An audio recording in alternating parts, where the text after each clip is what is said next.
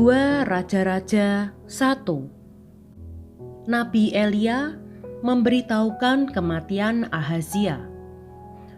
Sesudah Ahab mati, maka memberontaklah Moab terhadap Israel. Pada suatu hari, jatuhlah Ahazia dari kisi-kisi kamar atasnya yang ada di Samaria, lalu menjadi sakit. Kemudian dikirimnyalah utusan-utusan dengan pesan, "Pergilah, mintalah petunjuk kepada Baal Zebub, Allah di Ekron. Apakah aku akan sembuh dari penyakit ini?"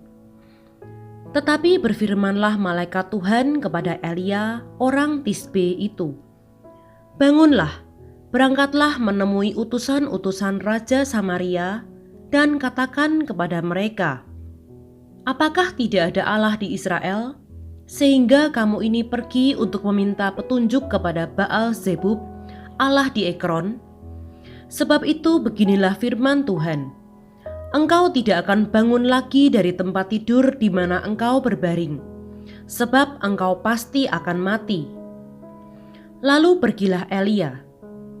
Sesudah utusan-utusan itu kembali kepada raja, berkatalah ia kepada mereka, "Mengapa kamu kembali?" Jawab mereka kepadanya, "Ada seorang datang menemui kami dan berkata kepada kami, 'Pergilah, kembalilah kepada raja yang telah menyuruh kamu dan katakanlah kepadanya, beginilah firman Tuhan, apakah tidak ada Allah di Israel sehingga engkau menyuruh meminta petunjuk kepada Baal Zebub, Allah di Ekron? Sebab itu engkau tidak akan bangun lagi dari tempat tidur di mana engkau berbaring, sebab engkau pasti akan mati.' Lalu bertanyalah ia kepada mereka, 'Bagaimanakah rupa orang yang telah datang menemui kamu itu dan yang mengatakan perkataan ini kepadamu?' Jawab mereka kepadanya, 'Seorang yang memakai pakaian bulu dan ikat pinggang kulit terikat pada pinggangnya.' Maka berkatalah ia, 'Itu Elia, orang Tisbe.' Sesudah itu disuruhnyalah kepada Elia seorang perwira dengan ke-50 anak buahnya. Orang itu naik menjumpai Elia yang sedang duduk di atas puncak bukit. Berkatalah orang itu kepadanya, 'Hai abdi Allah, raja bertitah, turunlah.' Tetapi Elia menjawab, katanya kepada perwira itu, 'Kalau benar aku abdi Allah, biarlah turun api dari langit memakan engkau habis dengan ke-50 anak buahmu.' Maka turunlah api dari langit memakan dia habis dengan ke-50 anak buahnya. Kemudian raja menyuruh pula kepadanya seorang perwira lain dengan ke-50 anak buahnya. Lalu orang itu berkata kepada Elia, 'Hai abdi Allah, beginilah titah raja, segeralah turun.' Tetapi Elia menjawab mereka, 'Kalau benar aku abdi Allah, biarlah turun api dari langit memakan engkau habis dengan ke-50 anak buahmu.' Maka turunlah api Allah dari langit memakan dia habis dengan ke-50 anak buahnya. Kemudian raja menyuruh pula seorang perwira yang ketiga dengan ke-50 anak buahnya. Lalu naiklah perwira yang ketiga itu, dan sesudah sampai, berlututlah ia di depan Elia serta memohon belas kasihan kepadanya. Katanya, 'Ya abdi Allah, biarlah kiranya nyawaku dan nyawa ke-50 orang hamba-hambamu ini berharga di matamu. Bukankah api sudah turun dari langit, memakan habis kedua perwira yang dahulu dengan ke-50 anak buah mereka? Tetapi sekarang biarlah nyawaku berharga di matamu.' Maka berfirmanlah malaikat Tuhan kepada Elia, 'Turunlah bersama-sama dia, janganlah takut kepadanya.' Lalu bangunlah Elia dan turun bersama-sama dia menghadap raja. Berkatalah Elia kepada raja, "Beginilah firman Tuhan, oleh karena engkau telah mengirim utusan-utusan untuk meminta petunjuk kepada Baal Zebub, Allah di Ekron, seolah-olah tidak ada Allah di Israel untuk ditanyakan firman-Nya, maka sebab itu engkau tidak akan bangun lagi dari tempat tidur di mana engkau berbaring, sebab engkau pasti akan mati. Maka matilah raja sesuai dengan firman Tuhan yang dikatakan oleh Elia.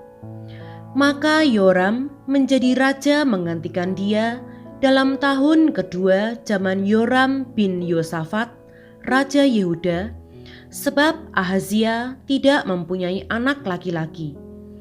Selebihnya dari riwayat Ahazia, apa yang dilakukannya, bukankah semuanya itu tertulis dalam kitab sejarah Raja-Raja Israel?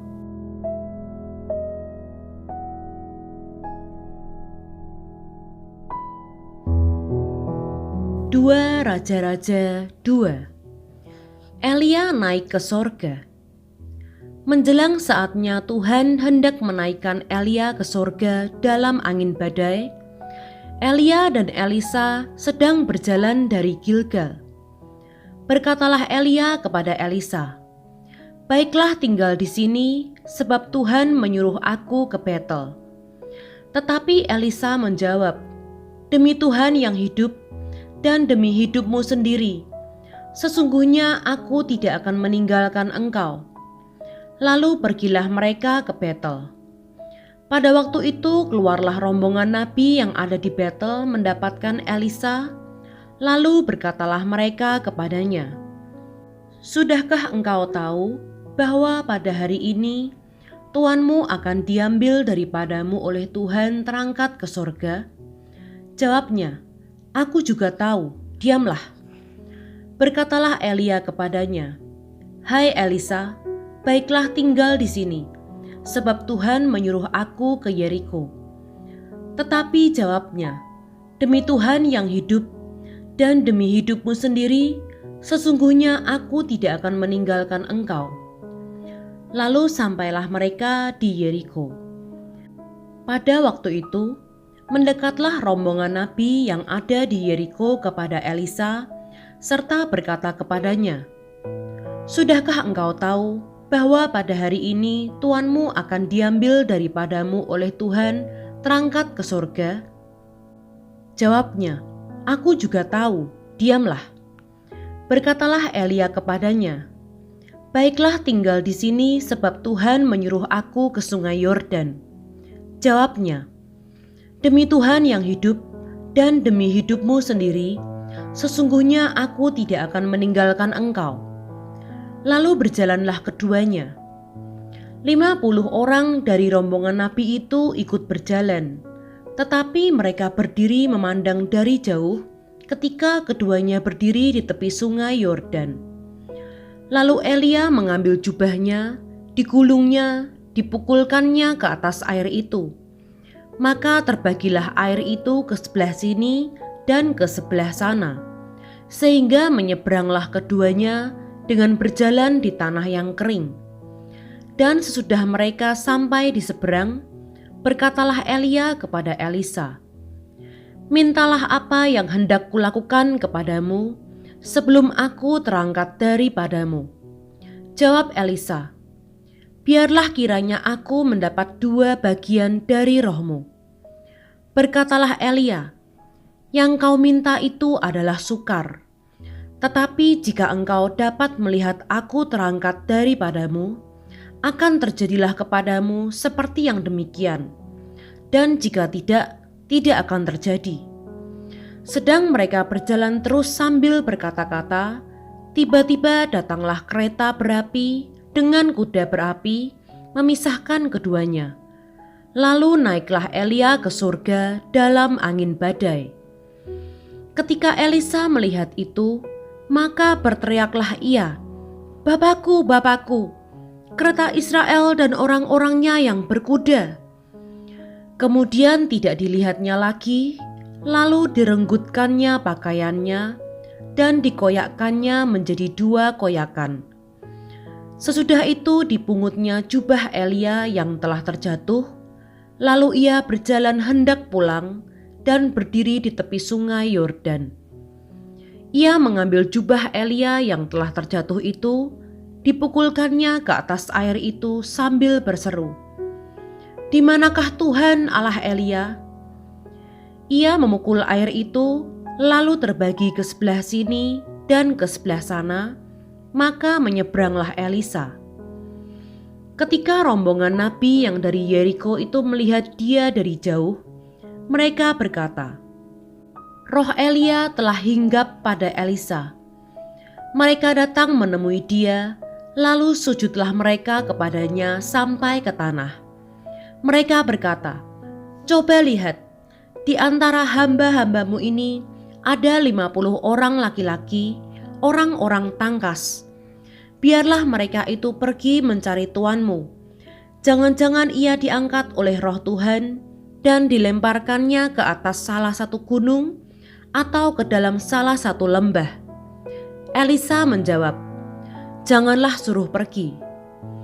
Tetapi ketika mereka mendesak-desak dia sampai memalukan, maka berkatalah ia, "Suruhlah pergi." Mereka menyuruh 50 orang. Orang-orang ini mencari 3 hari lamanya, tetapi tidak bertemu dengan Elia.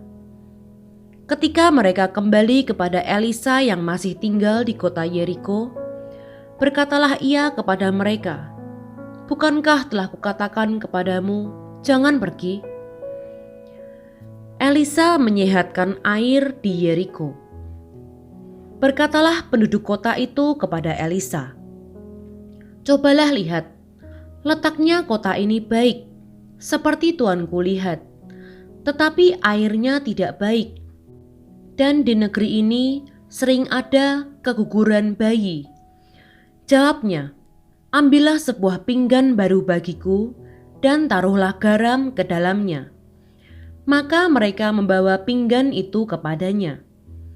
Kemudian pergilah ia ke mata air mereka dan melemparkan garam itu ke dalamnya serta berkata, "Beginilah firman Tuhan, telah kusehatkan air ini, maka tidak akan terjadi lagi olehnya kematian atau keguguran bayi." Demikianlah air itu menjadi sehat sampai hari ini, sesuai dengan firman yang telah disampaikan Elisa. Anak-anak Betel mencemoohkan Elisa. Elisa pergi dari sana ke Betel, dan sedang ia mendaki, maka keluarlah anak-anak dari kota itu, lalu mencemoohkan dia serta berseru kepadanya, "Naiklah botak, naiklah botak." Lalu berpalinglah ia ke belakang, dan ketika ia melihat mereka, dikutuknyalah mereka demi nama Tuhan. Maka keluarlah 2 ekor beruang dari hutan, lalu mencapik-capik dari mereka 42 orang anak. Dari sana pergilah ia ke Gunung Karmel, dan dari sana pula kembalilah ia ke Samaria.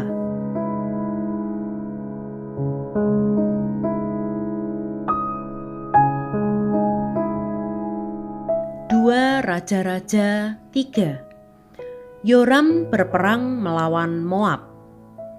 Yoram, anak Ahab, menjadi raja di Samaria atas Israel dalam tahun ke-18 zaman Yosafat, Raja Yehuda, dan ia memerintah 12 tahun lamanya.